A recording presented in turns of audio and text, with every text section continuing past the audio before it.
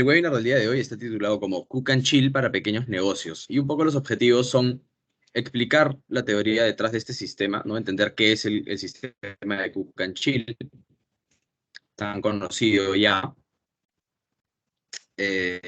mostrar los beneficios que brinda a operaciones de alimentos pequeñas, ¿no? Vamos a tratar de concentrarnos en dar eh, algunos ejemplos de cómo este sistema puede ayudar a operaciones pequeñas.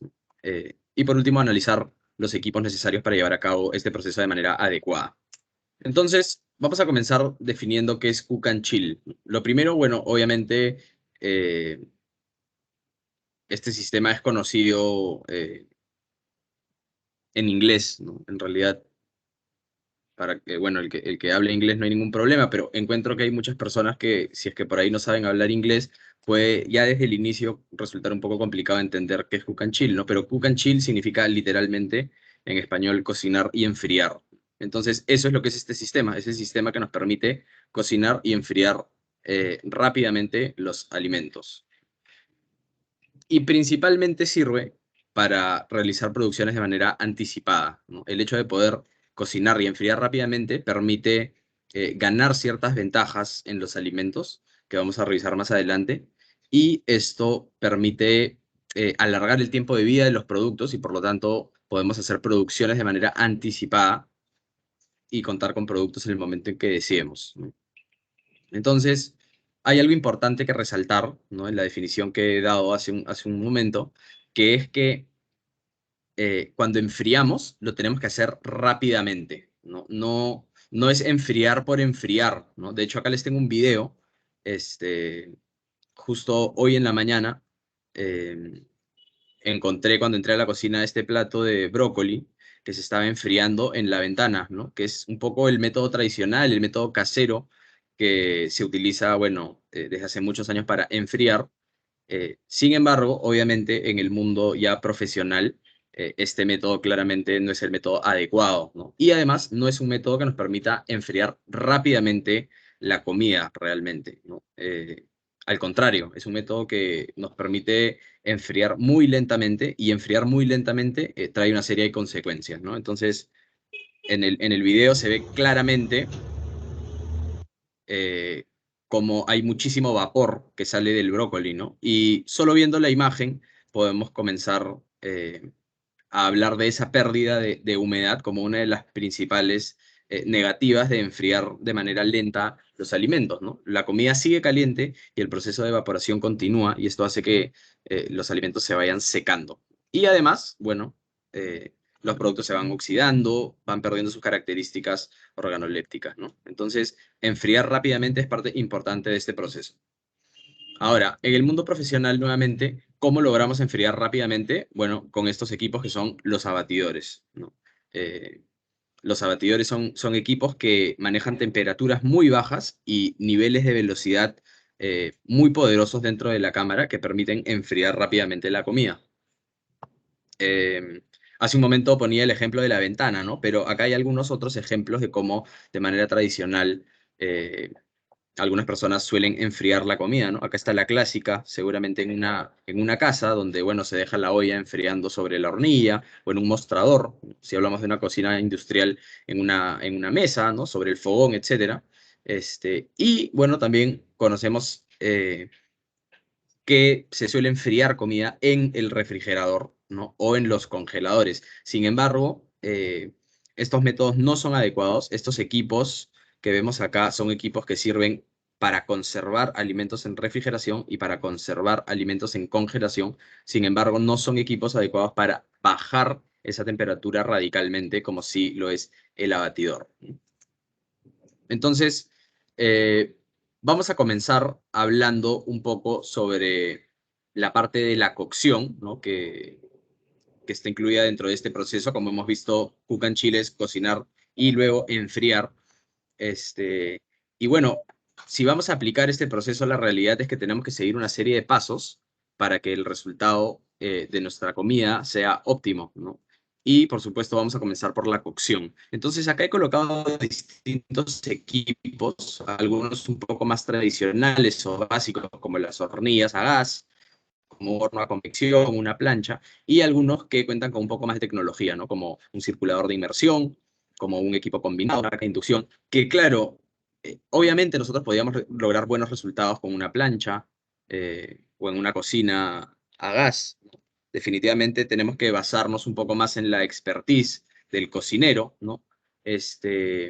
Pero podríamos lograr muy buenos resultados. Sin embargo, los equipos de tecnología nos permiten tener controles de temperatura, controles de humedad y controles de tiempos mucho más precisos y evidentemente nos permite sacar comida de mejor calidad, ¿no? Entonces, el proceso de cook and chill debe iniciar con una cocción controlada que nos permita obtener la comida en su punto, ¿no? Que ese pollo al horno esté en su punto de jugosidad, que ese lomo a la parrilla esté perfectamente cocido y que haya mantenido su humedad, que no esté seco, porque luego de cocinar vamos a enfriar. Luego de enfriar, vamos a almacenar nuestra comida y luego la vamos a regenerar. Entonces, si nosotros comenzamos con una cocción no controlada y en la que el producto no está bien cocido, es decir, se deshidrató, se pasó de cocción, etcétera, el resultado final claramente no va a ser bueno tampoco, ¿no? Entonces, importante arrancar nuestra cocción de manera muy controlada y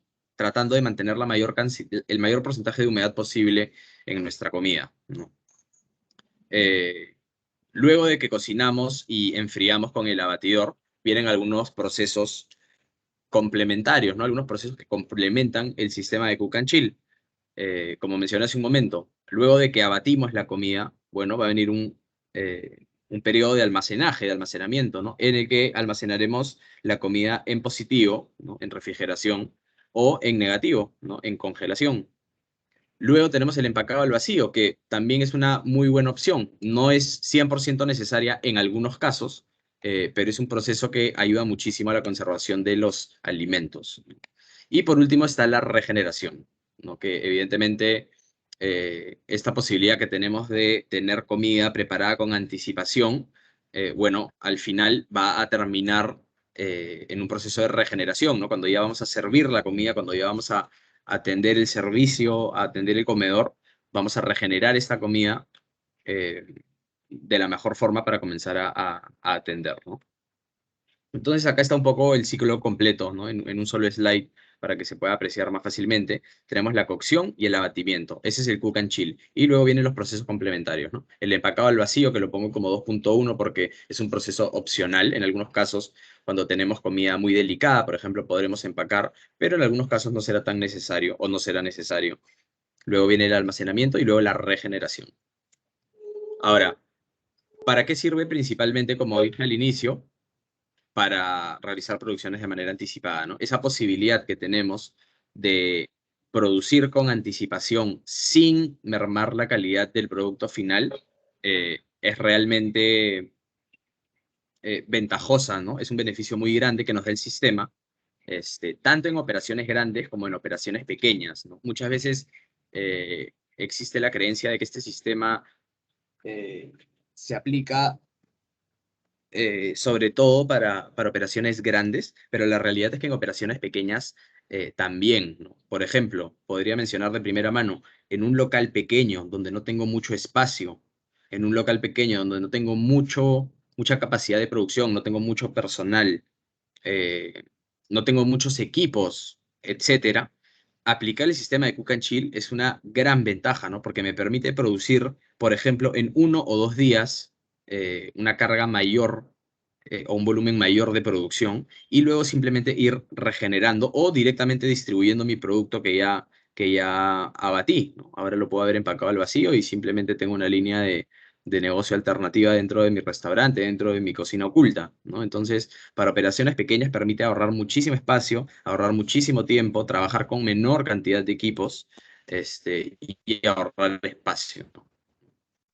Entonces, eh, el primer punto, bueno, evidentemente, como les decía, es todo lo que les he mencionado, pero manteniendo las características organolépticas de los alimentos, ¿no? De nada me serviría abatir mis productos, ¿no? Para que luego al momento de regenerarlos realmente no sean un buen producto. Eso obviamente no tiene sentido. Lo que buscamos en el mundo de los alimentos es que nuestro cliente, nuestro comensal, reciba una comida de calidad, ¿no?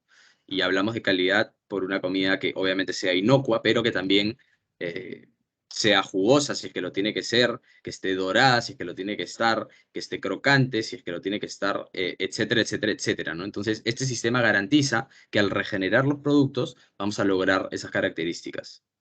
Eh, Vamos a evitar la proliferación bacteriana y vamos a poder atender servicios de gran volumen de manera eficiente y sin estrés en el caso de operaciones un poco más grandes, ¿no? Y acá algunos extras, ¿no? Nos va a permitir planificarnos, como les decía, en un local pequeño, por ejemplo, planificarnos mejor, planificar nuestra semana o planificar nuestro mes incluso, ¿por qué no? Eh, Vamos a organizarnos y nos va a permitir mantener un estándar. Nos va a permitir realizar compras mayores eh, y en ese sentido poder ahorrar, ¿no? Yo puedo comprar una mayor cantidad de carne, puedo tenerla cocida con anticipación, o simplemente si no quiero cocerla, puedo abatirla, ¿no? Con mi equipo, no hay problema. Agarro mi abatidor, porciono mis proteínas y ahora las abato empacadas al vacío y las tengo todas congeladas ya porcionaditas, entonces es perfecto porque me permite hacer compras mayores, ahorrando un poco de plata ahí, pero además ahorrar un poco de tiempo y organizarme mejor, ¿no? Porque no tengo que estar produciendo ni porcionando todos los días. Mejorar la logística dentro de la cocina, poder contar con insumos todo el año, esa es una gran ventaja también, ¿no? De repente, eh, ahora es temporada de camarones, pero yo sé que dentro de un mes van a entrar en veda. Entonces, comienzo a hacer mis preparaciones, comienzo a hacer mis salsas base, incluso los camarones enteros, ¿no? Los comienzo a ultra congelar y ahora puedo contar con camarones durante todo el año respetando las vedas, ¿no?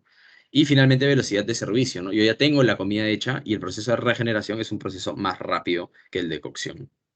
Entonces, vamos a analizar rápidamente cada proceso para poder entender cómo es que nos ayuda, ¿no? Eh, el proceso del abatimiento, que ya de hecho lo hemos estado revisando, pero a mi entender, en mi opinión, es probablemente el proceso más importante dentro es el paso más importante dentro de todo este proceso, ¿no? Por norma general, nosotros podríamos abatir a 3 grados en positivo, ¿no?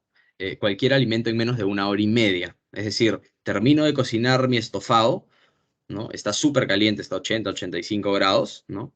Y me voy directamente a mi abatidor para enfriarlo rápidamente. En menos de 1 hora y media debería estar completamente frío mi producto. Y lo mismo con la ultracongelación, porque también podemos ultracongelar hasta llegar a menos 18 grados y por norma general esto debería suceder en menos de 4 horas. Entonces, eh, esto es referencial porque esto depende mucho de la densidad del producto, del porcentaje de grasa, del tamaño, del grosor, etcétera, pero por norma general esto es más o menos lo que se maneja, ¿no? Eh, y por otro lado, si hablamos de ultracongelación, si lo que queremos es congelar nuestros productos, el abatidor nos va a permitir evitar la formación de macrocristales, ¿no? Que los vamos a analizar un poquito más adelante. Entonces, acá tengo un esquema que nos muestra un poquito por qué vale mucho la pena, por qué es fundamental en una operación el hecho de abatir o ultracongelar, ¿no? Este, en este caso tenemos un pollo entero al horno, ¿no? Que se ha cocinado y que una vez que se ha terminado de cocinar ha alcanzado su máxima calidad, ¿no? No hay nada como la comida recién hecha, eso está claro, eso lo sabemos todos. Este pollo seguramente está súper jugoso, este pollo seguramente tiene la piel súper crocante, el sabor está a punto, el aroma está a punto, el color está a punto y es un pollo, bueno, espectacular. Pero apenas terminamos de cocinar, comienza un proceso de deterioro, ¿no? No quiere decir que eh, el producto se malogró en 2 minutos, para nada, pero apenas llegamos o alcanzamos el punto máximo de calidad, comienza un proceso de deterioro, ¿no? Imagínense que a este pollo le está ocurriendo lo que le ocurrió al brócoli que veíamos hace un rato, ¿no? Comienza un proceso de evaporación, comienza seguramente a dejar de estar tan crocante la piel, comienza a perder aroma con el tiempo, etcétera, etcétera, ¿no? Entonces, para eso es que nos sirve el abatimiento, ¿no? Para cortar eh, este proceso de deterioro eh, y que podamos conservar la calidad del alimento de la mejor manera, ¿no? Y de igual forma, hablamos de cortar la proliferación bacteriana, ¿no? Porque ese brócoli, si se quedara durante muchísimo tiempo en esa ventana, y siguiera fuera de una temperatura eh, en la que el producto ya está a salvo, ¿no? Hablamos de temperatura de refrigeración, seguramente comenzaría un proceso de proliferación bacteriana que terminaría malogrando finalmente nuestro producto. Entonces, para eso es que nos sirve, en resumen, abatir. Acá, bueno, un ejemplo, ¿no? Hay ciertos productos que pueden llegar a perder hasta entre el 60 y 70% de humedad, ¿no? Eso es un montón. Pierde el 70% de su humedad y obviamente esto se ve reflejado en el volumen de nuestro producto. Podemos pensar en un pan, por ejemplo, en un bizcocho de repente muy delicado, ¿no? Que yo lo saco del horno y ahora lo dejo enfriando sobre una mesa o en un carrito bandejero, ¿no? En un coche. Entonces, claro, comienza a evaporarse, ese bizcocho comienza a perder humedad, comienza a perder volumen, comienza a perder peso, y finalmente terminamos con un producto más seco. Y esto lo vemos en el mundo de la pastelería, en el mundo de la panadería, en el mundo salado también, con guisos, proteínas, estofados, arroz, etcétera, con todo en general, con todo producto, ¿no?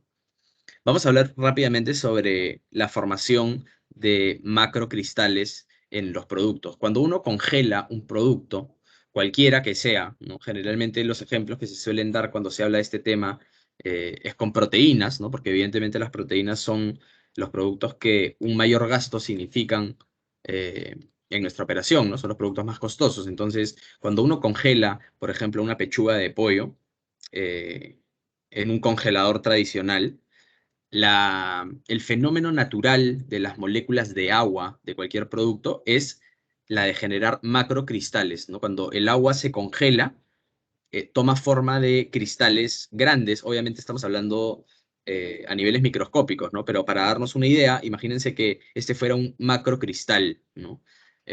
Y obviamente al formar un cristal grande, lo que se logra es que se rompan las fibras de las proteínas y de los alimentos. Entonces, formar macrocristales en nuestros alimentos no es lo ideal, no nos favorece.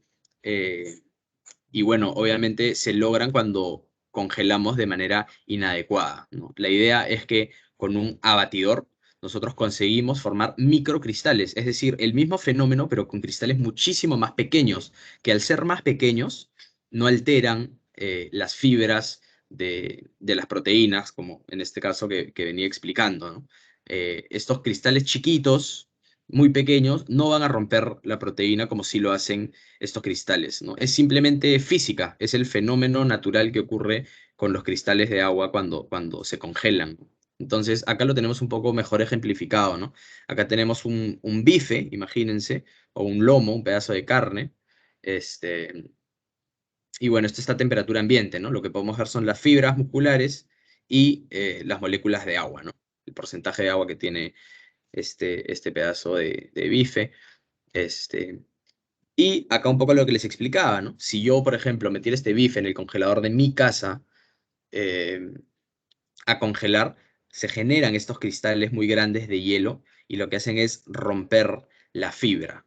Entonces, cuando, cuando se rompen todas estas fibras, obviamente alteran la estructura de la proteína y cuando uno descongela, lo que consigue es una pérdida de líquidos, ¿no? Por eso cuando uno saca la pechuga de pollo de su congeladora y la deja, bueno, en un plato descongelando, solemos encontrar un gran porcentaje de líquido que ha liberado el producto, ¿no? Entonces, claro, nuevamente eso significa una pérdida de volumen, una pérdida de peso, eso no nos conviene si tenemos un negocio. Y además también esto significa una pérdida de nutrientes que para nada nos conviene tampoco, ¿no? Entonces, eso es un poco con respecto a la congelación, a la ultracongelación y al proceso de abatimiento. Y ahora vamos a entrar a hablar sobre la regeneración, ¿no? Que es otro proceso complementario, pero que sin duda es importante porque, como mencionaba hace un rato, de nada vale eh, esforzarse con los procesos anteriores,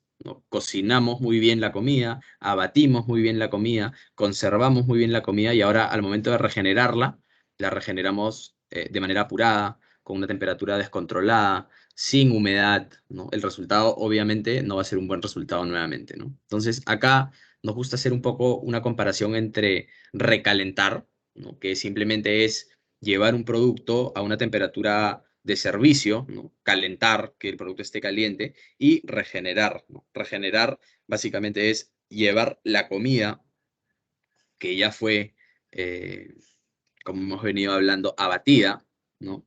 Llevar esta comida que está fría al estado en el que estaba apenas terminó de cocinarse, ¿no? Y hablamos de la recuperación de sabores, de aromas, de colores, de humedad, de textura, etcétera, ¿no? Entonces, la regeneración es importante, y acá yo siempre doy este ejemplo que me gusta mucho, ¿no? Yo, por ejemplo, puedo regenerar arroz. Imagínense que uno llega tarde a su casa después del trabajo y saca de la refri un tupper con arroz y lo mete al microondas, ¿no? Entonces, claro, en 1 minuto y medio, 2 minutos, yo voy a tener arroz caliente, ¿no? Arroz súper caliente, ¿no? Sin embargo, yo les pregunto, ¿ese arroz es un arroz realmente rico? ¿Es un arroz suave? ¿Es un arroz húmedo? ¿Es un arroz que no se secó, quedó a punto? Definitivamente creo que todos hemos recalentado un poco de arroz alguna vez en nuestras casas y la respuesta es evidentemente no, ¿no? Nuevamente, ¿no? No hay nada como la comida recién terminada de cocinar. O sea, yo entiendo perfectamente que un arroz que recién está terminado de cocinar es espectacular, pero si nosotros pusiéramos un poco más de esfuerzo en regenerar ese arroz que sacamos del tupper de la refri y, por ejemplo, agarráramos una ollita, le echáramos un poquito de agua, le pusiéramos la tapa, un chorrito de aceite y por ahí fuéramos moviendo de cuando en cuando, ese arroz claramente va a estar mejor regenerado que el arroz que simplemente recalentamos en el microondas, ¿no? Seguramente en el microondas el arroz se secará por aquí y por allá, eh, seguramente se va a granear un poco más, etcétera, etcétera, ¿no? Entonces, esa es un poco la diferencia, ¿no? La regeneración nos permite recuperar las características de los alimentos lo mejor posible. Entonces, súper importante, la regeneración debe darse con vapor para poder conservar la humedad de los alimentos, ¿no? Es un principio bien simple, ¿no? Si yo tengo un horno a convección, por ejemplo, eh, que no genera ningún tipo de humedad y regenero arroz, obviamente voy a conseguir que se seque. Si yo regenero el mismo arroz en un regenerador que sí me permite inyectar humedad, ese arroz va a ser muchísimo mejor. El mismo ejemplo que con el microondas y que con la ollita, ¿no? Es así de simple, es tener un poco más de cuidado y delicadeza al regenerar los productos. Hablando de la conservación, realmente no hay muchísimo de qué hablar, ¿no? Hay porcentajes de humedad que se manejan de acuerdo al producto en las cámaras de congelación y de refrigeración. Pero bueno, por norma general, las refris o cámaras refrigeradas están a 3, 4, 5 grados, ¿no? 3 es el promedio más común, y las cámaras de refrigeración en menos 10, de congelación, perdón, en menos 18, ¿no? Si pudiera decir algo con respecto al proceso de conservación, es que el empacado al vacío es una muy buena solución eh, para cuando, por ejemplo, tenemos porciones de pescado muy delicadas, eh, o por ahí algunos productos que son delicados y que podrían con el tiempo sufrir quemaduras por frío, ¿no? Igual sabemos que, bueno, en las cámaras, en las refris, no se suele meter un producto así como así, ¿no? Simplemente pones el producto dentro de la cámara. Generalmente va a ir dentro de un tupper, va a ir con un papel film que lo envuelva, va a ir empacado al vacío, en un contenedor, en un cambro, etcétera, ¿no? Entonces, con respecto a esto, simplemente hay que tener ese tipo de cuidados para conservar nuestros alimentos de la mejor manera, porque obviamente se podrían ver alterados también, por una temperatura inadecuada, ¿no? El empacado al vacío, como lo mencioné, es un proceso que en algunos casos se vuelve casi que indispensable, pero la realidad es que en otros no tanto, ¿no? Creo que ya todos conocemos esta técnica que nos permite retirar el oxígeno de dentro de un empaque, ¿no? Una bolsa o un contenedor. Este, y bueno, básicamente este es el aspecto que tiene el resultado final, ¿no? Se adhiere la bolsa al producto, no hay oxígeno, y al no haber oxígeno, impedimos el desarrollo de bacterias, ¿no? El producto prolonga muchísimo su tiempo de vida, eh, permite que se reduzca el nivel de oxidación. Como decía hace un momento, nos va a permitir la bolsa, en este caso, proteger a nuestro producto en general de derrames, de quemaduras por frío, etcétera. Y por último, nos va a ayudar siempre también a conservar en cierta medida el porcentaje de humedad de nuestro producto, ¿no? Entonces, este, como mencionaba, este sistema no solo se aplica en operaciones grandes, que es donde frecuentemente la solemos encontrar, sino que también en operaciones más pequeñas, ¿no? Con la pandemia se ha visto mucho de personas, de emprendedores que han comenzado a sacar líneas de producto, ¿no? Entonces, esta capacidad de poder cocinar y abatir, conservando propiedades, conservando sabores, nutrientes también, ¿por qué no?, etcétera, es una gran ventaja y es de gran ayuda para las operaciones pequeñas y para los emprendedores. Entonces, nada, les agradezco por su atención.